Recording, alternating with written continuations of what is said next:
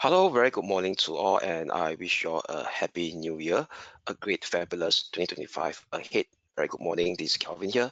Welcome back to today's Daily Dose of Market Insights. So today will be Thursday, the 2nd of January 2025. Welcome to a brand new day, a brand new week, and the first trading day of 2025. So before we jump into today's gist of Daily Dose of Market Insights, as usual, let's have a quick look at the disclaimer first. All right, leverage trading carries a high degree of risk and may not be suitable. Yeah, leverage trading carries a high degree of risk and may not be suitable for everyone. Losses can exceed deposits. This presentation is not an offer or solicitation to buy or sell, nor financial advice or recommendation for any investment product, as well as any forecast, prediction, projection in this presentation is not necessarily indicative of the future or likely performance of the product.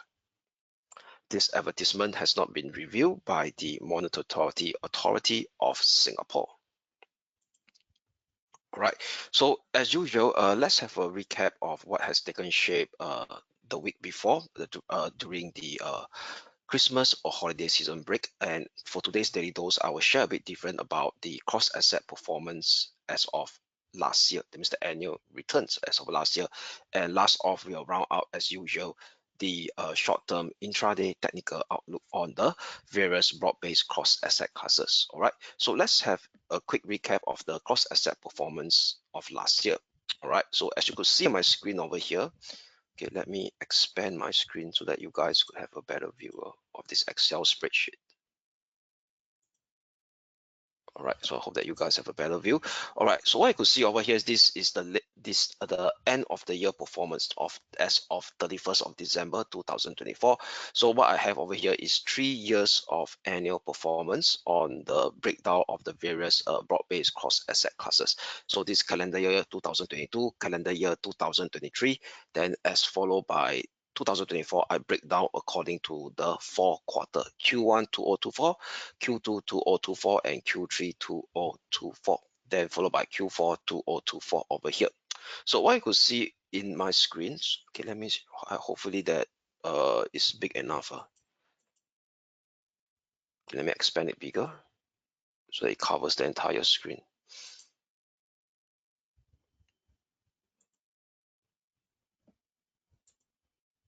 Okay, I think this should be a minute. Yes, this should be big enough. Okay, so what you could see over here is that the 4 major US stock indices all ended in the green, okay, as of the end of 2024 annual performance. So both the SPX 500 and the Nasdaq 100 have stellar performance of more than 20% for 2 consecutive years. So ended 2024 with an annual gain of 23.3% for the S&P. The Nasdaq 100 ended at 25% over here. And you look at the previous year return, the S&P also 24%. So 2 consecutive year of 20%, above 20% return for the S&P, and as well as for the Nasdaq 100. So the Nasdaq 100 inched down slightly lower. The prior year of 2023, it grew by 54%, but last year only grew by 25%. So that's around close to about less than we call it performance. But net overall, both of them recorded more than 20% gain. But however, the laggards continues to lag behind. The Dow Jones Industrial Average and the Russell 2000 only has gain of this 12. Okay, 1 second. Why is it keep going up? This 12.8% on the Dow Jones Industrial Average, followed by 10%. So what we could see over here is that the Dow Jones and the Russell 2000 seems to us that it has started to lag behind in the closing months of Q4. So you look at their Q4 performance for the Dow Jones was rather underperforming. 0.51% for the Dow Jones for Q4 and almost unchanged for the Russell 2000, despite their Q3 outperformance of 8% and 8.9% each over the Nasdaq and the S&P 500. So then overall, it seems to us the US stock market has started to embrace again growth-oriented stocks and the mega cap stocks in Q4 that managed to actually show sterling outperformance over the value play, which is the small cap, which is the Dow Jones and the Russell 2000, okay, in Q4. And what's interesting over here is that Over and the Nikkei 225, the Japan 225 also managed to gain strongly in Q4 as well, 5.21%, erasing Q3 losses of negative 4.2%. So overall, the Nikkei 225 or the Japan stock market managed to cap last year with also a stellar gain of 19.2% for 2024. And yes, despite the fact that we have a very weak Q4 in the China proxy stock market and as well as the China mainland A shares market, the Hang Seng Index, the Hang Seng Tech, the CSI 300, which is the mainland Asia market, all in the red for Q4. Okay, so for the Hang Seng Index for Q4, negative 5.1%. For the Hang Seng Tech Index, that's considered the China Big Tech Barometers Index, down negative 6% approximately. The CSI 300 down negative 2.06%. But overall, for calendar year 2024, the Hang Seng indices and the CSI 300 managed to inch positive return of more than 10%. So for the Hang Seng Index, it ended 2024 with an annual gain of close to 17.7%. The Hang Seng Tech Index almost the same magnitude, 18.7%, and the CSI 300, the China A shares mainland barometer stock index, ended up last year with approximate gain of 15%. So that managed to actually see or kind of a surpass previous year double-digit negative losses that was seen in calendar year 2023. All right, so all the gains of China came in Q3. Okay, so what happened in Q3 was that promise of more fiscal stimulus measure from China top policymaker. But however, China market participants will be closely watching in Q1, as we know that patient is getting more and more thinner and thinner, because right now participants want to see the real deal rather than just rhetoric saying that there will be much more physical stimulus being done. So something to keep a lookout for as we kickstart 2025 for traders that are pretty much interested or has a keen interest on the China and the Hong Kong stock market. And overall, what I could see over here is that at the bottom, what I did is the ETF. All right, so all the ETF, right, in terms of emerging markets, emerging market Asia, emerging market ex-China, all of them actually has a rather weak Q4 performance over here. And even if you look at the all country world ex-US ETF, that means developed nation stock market minus off the US, also ended Q4 with negative 7.54%. So what we could see over here is that the story for Q4 and the entire last year was the kind of American outperformance against the rest of the world. All right, the story still continues to remain whole for the if you look at from the equity market perspective. So as we roll into Q1 this year, what actually will hold for the major US stock indices? We do have we call it Q1 global market outlook. So that will actually take place. We call it the leap high event on the 15th of January. So do keep a lookout for invitation to be sent up. All right. Okay. So and going across the other so-called cross asset classes. So what we could see over here is that commodities market, in terms of the commodity index ETF, taking into account of West Texas crude oil, soft commodities as well as industrial metals, ended last year with a small gain of 2.18%. All right, 2.18%. But I want to highlight over here is this particular commodities ETF, we call it agriculture index ETF, invest code DBA in short, in terms of their ticker code. So take this as a proxy of global food prices. All right, so agriculture, it can mean everything. It can mean corn, coffee, orange juice. So take this as food price. All right, a proxy of index of food prices. So if you look at overall last year, the DBA or the agriculture index actually rose by 33%. And this 33% actually surpassed the return of the SPX 500. And if you look at the chart of this DBA, the ticker code, full name is called Invesco Agriculture Index. So take this as a proxy of global food prices. So if you look at the technical trend of this I'm going to share with you all. So this is actually the yearly chart, all right, the yearly chart. Very strong annual return last year. And if you look at the monthly chart itself, okay, very clearly is trading in a long-term cyclical uptrend. Over here, breaking its previous circular downtrend from January 2008 all the way to 2020. That's a pandemic low. So what it means that if this particular DBA or agriculture ETF, take it as a proxy for global food prices, but it comprises of soft commodities like grain, corn, orange juice, and whatsoever, and as well as coffee as well. So if this continues to push up higher and higher, that means, i.e., we know that food price form also part of our daily consumption That means there will be expectation, inflationary expectation will start to inch up higher as well, and its implication will be the US Federal Reserve may be tight, because we know that the US is now still embarking this interest rate cut cycle that took shape late last year or third quarter of last year. If this DBA food prices going to rise higher and higher, there could be further implication of higher inflationary expectation into the global economy, and that also lead to a potential less dovish Fed heading into 2025. With a less dovish Fed, higher US Treasury yield, especially the 10-year, which I stress again before we go for holiday season, and that could also implies a stronger US dollar ahead, right? And that could actually potentially lead to a kind of a risk-off event as well in Q1. Okay, something to bear in mind for. Right, and now back to the table again.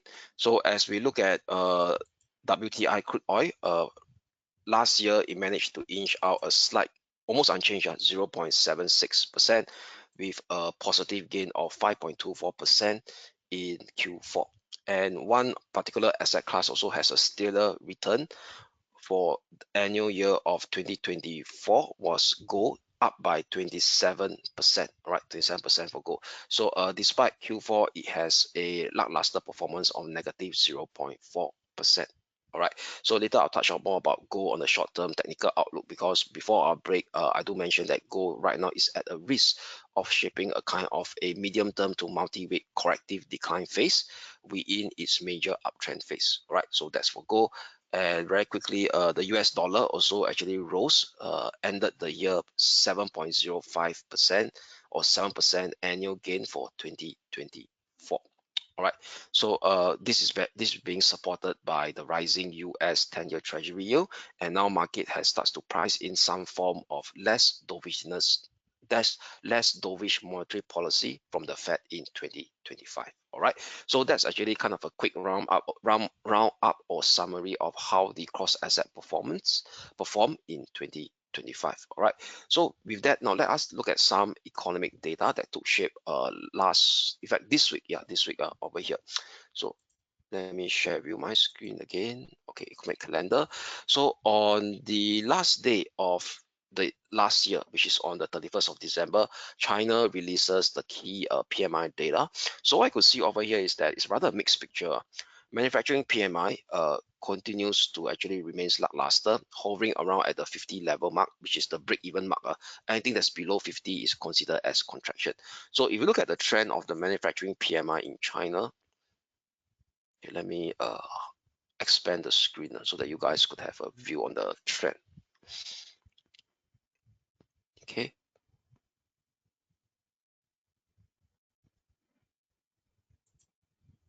Okay, so it's rather sideways. Okay, so it's trying now it's trying to inch downwards from the 50 level mark over here. All right, so rather lackluster performance on the MBS manufacturing PMI.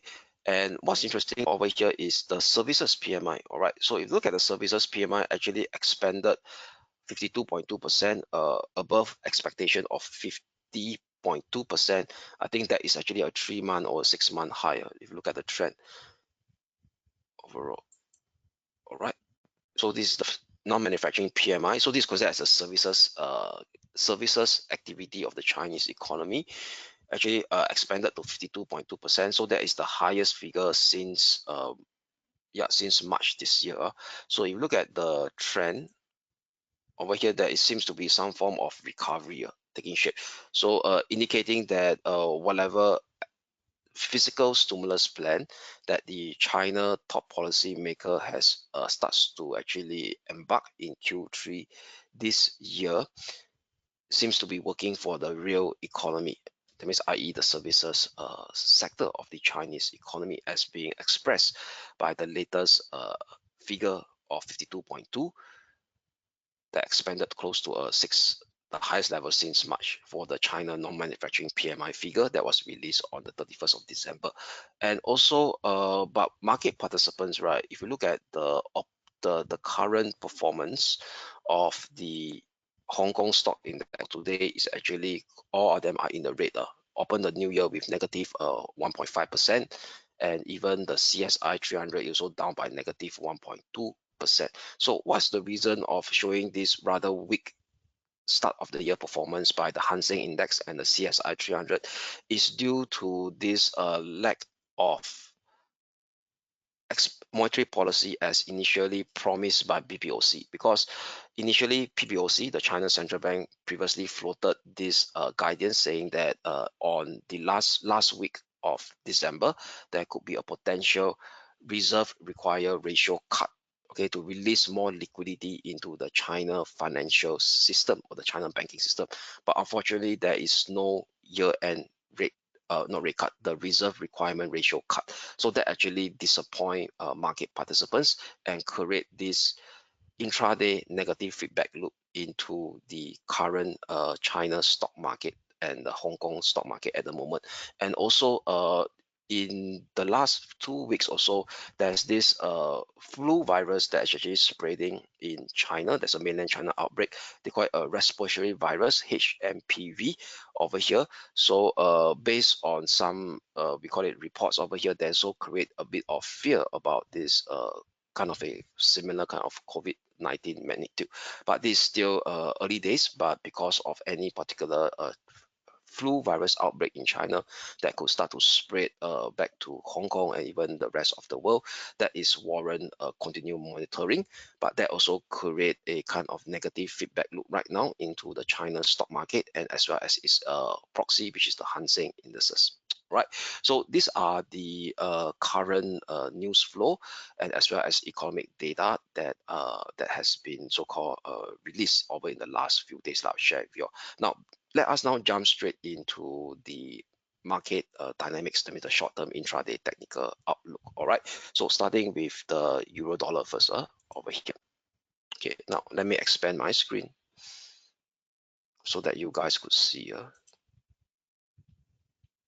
All right, so euro dollar. So still recall, before we go for our Christmas break, we do have a short-term mean reversion rebound on the euro dollar. So the euro dollar hit our resistance as expected, 1.0460 on the 30th of December, which is right at the 20-day moving average before selling off. All right. So given that the resistance has already been made, we will now advocate a much more bearish bias on the euro dollar. So very likely the euro dollar now is resuming its impulsive downward sequence. So why do I say that? If you look at the longer term chart of the euro dollar, this is the daily chart of the euro dollar, very clearly there was a clear rejection at the 20-day moving average. All right, over here. And right now, the hourly RSI also, not hourly, the daily RSI also continues to shape a series of lower high over here. All right, lower high. And with that lower high indicating that medium-term downside momentum remains intact, okay, on the euro dollar. This is on the daily chart. So with that, we will flip to a intraday bearish bias for today on the euro dollar using 1.0420 as my short-term pivotal resistance level. Next near-term support level to watch will be 1.0330. A breakdown below it exposes 1.29 figure next in first step. All right, so this 1.29 figure is also correspond to this minor descending channel lower limit.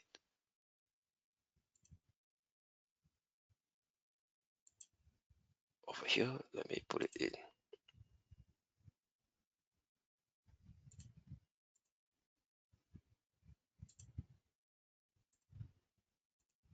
right? 1.29 figure, below it exposes 1.20250. So this 1.20250 is the lower limit of this minor descending channel, which I drew from the minor high of 6th of December. However, if price action starts to push up above 1.0420, that's our short-term pivotal resistance, will also correspond very closely to the upper limit of this minor descending channel as well. That would invalidate today's intraday bearish bias to kickstart another mean reversion rebound scenario on the euro dollar. In first step, exposing the next intermediate or near-term resistance at 1.046, which is a 20-day moving average. A breakout above it sees the mean reversion rebound extending towards the next intermediate resistance zone of 1.0516 / 1.0540. So net in a nutshell, given that during the holiday break season, the mean reversion rebound has hit the resistance level at 1.0460, we would now flip from a mean reversion rebound bullish bias towards a bearish bias to see the resumption of the impulsive down move on the euro dollar using 1.0420 as my short-term pivotal resistance for today. Now, turning our attention will be the sterling dollar. So the sterling dollar also rebounded as well and hit the 1.26 figure mean reversion resistance level that we have before our holiday season break. So with that, we also flip to a intraday bearish bias on the sterling dollar using now 1.26 figure level as my short-term pivotal resistance level. First support level to watch out for will be 1.25 figure level, a breakdown below 1.25 figure level, which is today's intraday session low during the Asia session as we are speaking right now, exposes the next two near-term support level at 1.2460 / 2450, followed by 1.24 figure level. Only a breakout with an hourly close above 1.26 figure short-term pivotal resistance level will invalidate today's intraday bearish bias on the sterling dollar to kickstart another round of mean reversion rebound scenario unfolding again, exposing the next near-term resistance level to watch on the intraday basis, at 1.2675, followed by 1.2620, which will correspond to the downward sloping 50-day moving average. Okay, so that's for the major European currency against the US dollar. So now let us focus our attention to the Asia Pacific major dollar pair. All right, starting with the dollar yen. All right, so dollar yen continues to remain robust and push up over here. So what we're going to do over here is very clearly a price action going to shape higher low. So I'll be using 155.85 as my short-term pivotal support for today. As long as 155.85 short-term pivotal support holds, we will have a bullish intraday bias for the dollar yen for today.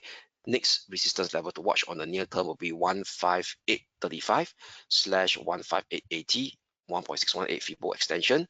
And if you go to the graphical resistance level, okay, it's the swing high area of 16th of July. Above 1580 exposes 159.45, which is the minor swing high area of 12th of July last year. Okay, we go back in time. Right. So above 158.80 sees 159.45 next. Okay, so these are the two intraday resistance level to watch. Okay, firstly is a zone, then followed by 159.45. Okay, now however, if price action starts to slide break down below 155.85 short-term pivotal support, today's intraday bullish bias will be invalidated to kickstart a mean reversion decline scenario back towards the 20-day and the 50-day moving average, 154.30, below it 153.30 / 152.70, which will correspond to the 200-day moving average, I think, as a support level as well. So that's for the dollar yen. Having a intraday bullish bias using 155.85 as my short-term pivotal support. Now back to excuse me, on the Aussie dollar.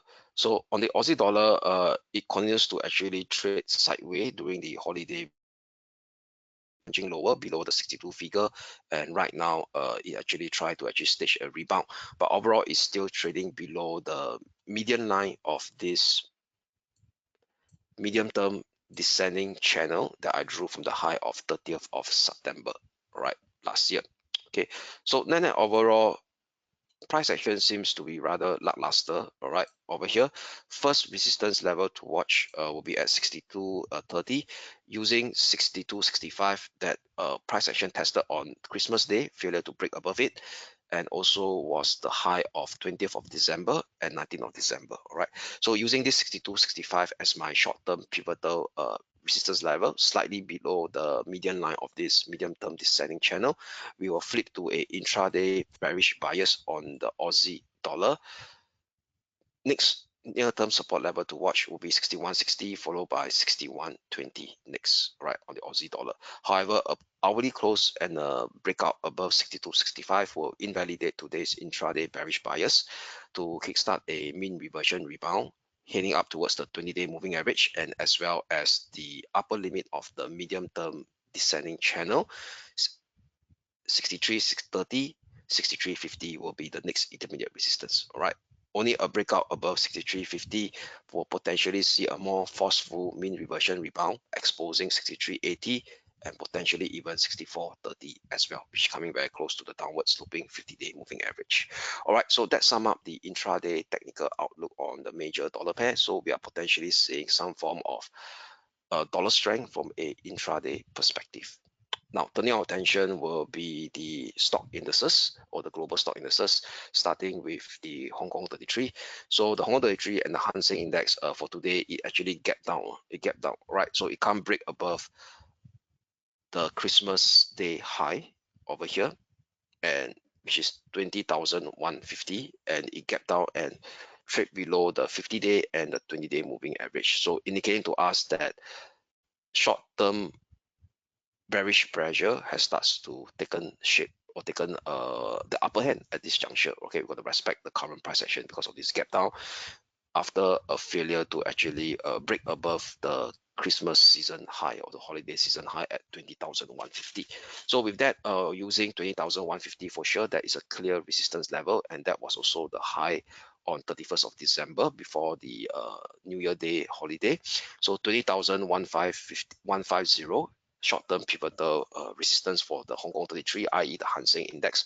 First support level to watch is right now testing it at 19,600 level. Okay, put it writing, 19,600 level. All right, an hourly close below 19,600 level exposes the next near-term support level at 19,337. Below it sees 19,030, which is the minor swing low area of 22nd of November to 27th of November. Only a push out and an hourly close above 20,150 will negate or today's intraday bearish bias to see a potential push up to test the next resistance level at 20,520 next. All right, so that's for the Hong Kong 33. Flipping to a intraday bearish bias using 20,150 as my short-term pivotal resistance. Now, turning our focus will be the Nikkei 225 or the Japan 225. So for the Japan 225, during the holiday season break, there was just a squeeze up, but this squeeze up couldn't have a proper breakout, right? Still recall that the Japan 225, this Japan 225 or Nikkei 225 was actually continues to be trapped, okay, since the low of 26th of September inside this complex sideways range configuration.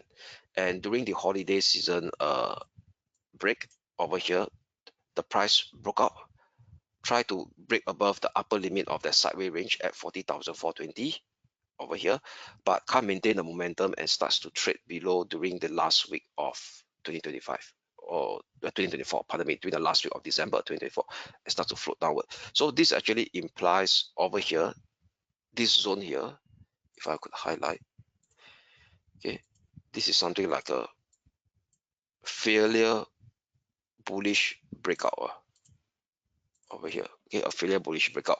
So with that, with this failure bullish breakout, we will for today flip to a intraday bearish bias, looking for it to float down towards the lower limit of that sideways range again, the complex sideways range. So using a rather tight short-term pivotal resistance level for today will be at 39,830. Okay, 39,830.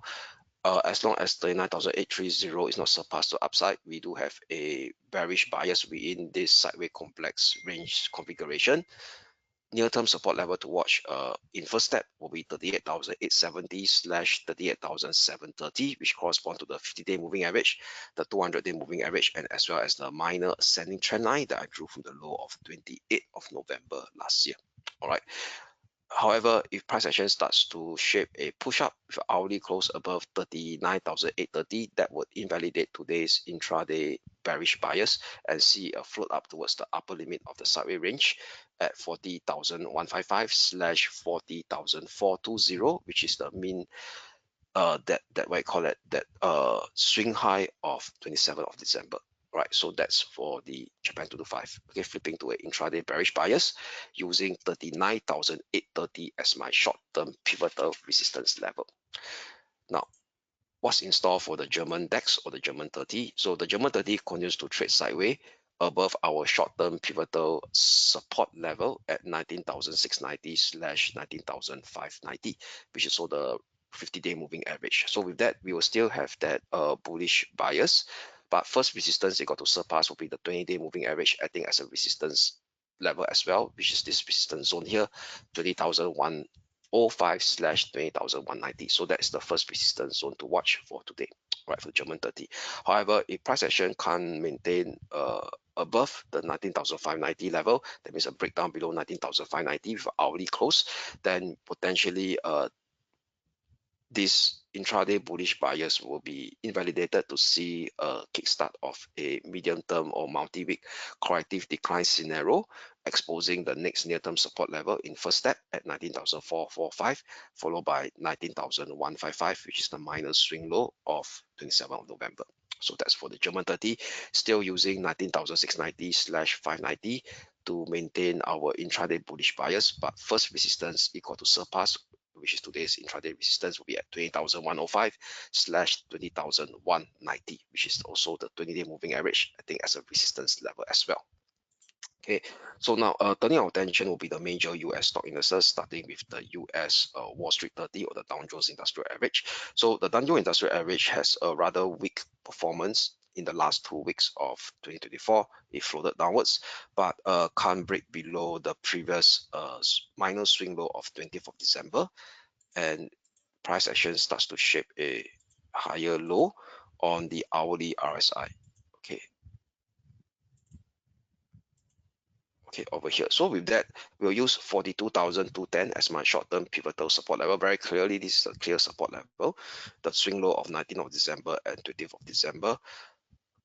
First resistance level it got to surpass will be 43,160 slash 43,350. This is the first resistance to look out for.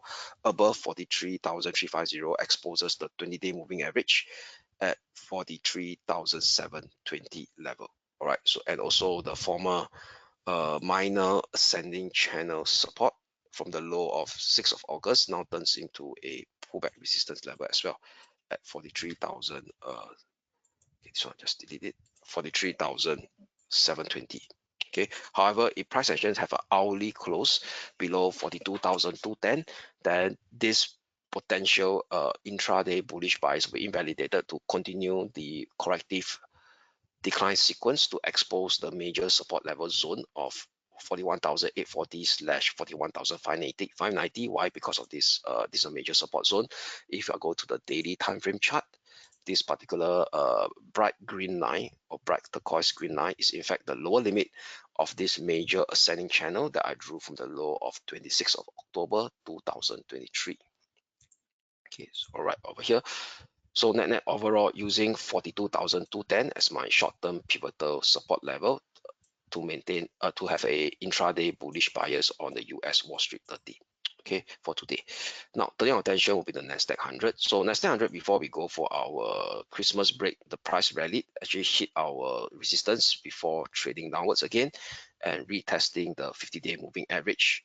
Managed to survive in today's Asia session as well, and that also previously kickstart that short-term recovery on 20th of December during the Christmas season break, the Christmas season over here.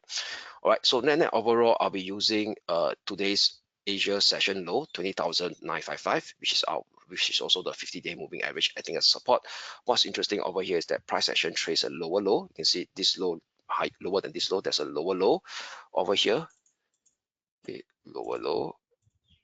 But the hourly RSI has started to trace out a higher low, which is a bullish divergence, indicating that the downside momentum on the intraday basis has started to slow down. So with that, we will have a bullish bias for today 20,955 short-term pivotal support level on the Nasdaq 100. Two resistance level that I have on the intraday basis will be 21,350 followed by 21,560. We also correspond to the 20-day moving average, I think, as a resistance level as well. All right, so only a surpass above 21,560 will give more prudence on the boost, right?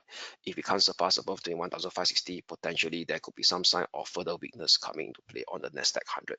But on the intraday basis, that could see a potential push up as well towards this 21,350, potentially above 21,560, as long as 20,955 short-term pivotal support holds. But however, if price action starts to break down below 20,955 on during the European session and with hourly close below it, then I got to respect the bearish camp of the Nasdaq 100 because it has really taken hold with the breakdown below 20,955. Or breaking down below 20,955, that could imply that the Nasdaq 100 may shape a much more, we call it multi-day to multi-week corrective decline phase, exposing the next near-term support level at 21,780/21,630. Below it sees 20,355 next, which is the minor swing low area of 15th of November and 19th of November. All right, so that sum up the intraday technical outlook on the broad-based stock indices. So now turning our attention will be the commodities market. So as usual, let us start off with gold XAU/USD. So for gold XAU/USD, during our Christmas or holiday break, we do have a bearish bias below 20,650. It actually float down towards the lower limit of this range over here before inching upwards in today's Asia session, but still trading below the 20-day moving average that's acting as a first resistance at 2,640. So using 2,650, still no change. So that will be my short-term pivotal resistance level for gold XAU/USD. Still maintain that intraday bearish bias for it to float down towards the lower limit of this range. First support level to watch will be 2,600. Thereafter, for breakdown below sees the minor range support level coming in at 2,587/2,577 next. Right, only a push up with an hourly close above 2,650 will invalidate today's intraday bearish bias to see a much more pronounced recovery in gold XAU/USD, exposing the next near-term resistance on the intraday basis, 2,674 followed by 2,690 next. All right, so still keeping a potential intraday bearish bias stance on gold XAU/USD towards the lower limit of this medium, towards the lower limit of its minor range configuration, pardon me, using 2,650 as my short-term pivotal resistance. Now, lastly will be the West Texas crude oil. So for West Texas crude oil, let's have a look at the daily chart. So it managed to actually stage a bounce right off the medium-term pivotal support level of 6755/6770 in the entire month of December, and now starts to trade above the 20-day and the 50-day moving average. And if you look at the the daily RSI also starts to shape a higher low and starts to trade above the 50 level mark as well, and hasn't hit the overbought region. So indicating that from a daily chart perspective, it may look to retest the 200-day moving average at the 77.95 level, which is the major descending triangle resistance. All right, because since March 2023, it has been evolving in this kind of major descending triangle resistance, and 77.95 is the upper limit of this major descending triangle resistance level. So on the shorter term, that means there could be some form of momentum taking place on the hourly chart. So with that, I will flip to a intraday bullish bias for West Texas oil. So flipping to a intraday bullish bias on West Texas oil using 7130. Very clearly, this is previously a minor range resistance. Now broke out, tested on 31st of December, both during the US session. All right, sorry, 30th of December and 31st of December during the US session. So it actually tested twice. So using 7130 as my short-term pivotal support level first resistance level it got to surpass with 73.15. So this 73.15 is quite important. Why? Because previously the bulls can't break since 24th of October. Only a breakout above 73.15 exposes 74 figure next on the intraday basis. However, if price action starts to break down for hourly close below 71.30, today's intraday bullish buyers will be invalidated to see another choppy price movement back towards the 20-day and the 50-day moving average, I think, as the next support level at 69.85. Below it, see 68.80, which is the minor swing low of 20th of December. Right, so that's for West Texas crude oil. Flipping to a intraday bullish buyers using 71.30 as my short-term pivotal support level. So that also sum up the intraday technical outlook on the various broad-based cross asset classes. So before we go, let's have a quick look at today's calendar. What are the key data to look out for today? So we know that today is also a quiet session as well, given that most of market participants are still on holiday, all right, I reckon. So what we could see over here will be Thursday, 2nd of January. So what we could have over here is during the European session, there is no really clear indication about the manufacturing PMI. This is the final PMI for December for the Eurozone. That shouldn't have a big surprise because more or less is similar to the flash data that was released about 1.5 weeks ago. And even during the US session, will be rather quiet with expect for some kind of third and second tier labor market data. So this is the weekly jobless claim data that will be out at 9:30 p.m. Singapore time. Then with that, at 10:45 p.m. Singapore time, there will be the release of the finalized December reading figure of the manufacturing PMI data. And so that shouldn't be a big we call it market moving event, because more or less the final figure should be very similar to the fresh figure that was released about 1.5 weeks ago. All right, so with that sum up today's daily dose of market insight. I wish you all a great day ahead and a fabulous 2025 as well. With that, this is Kelvin here signing off, and we shall speak again tomorrow. Thank you.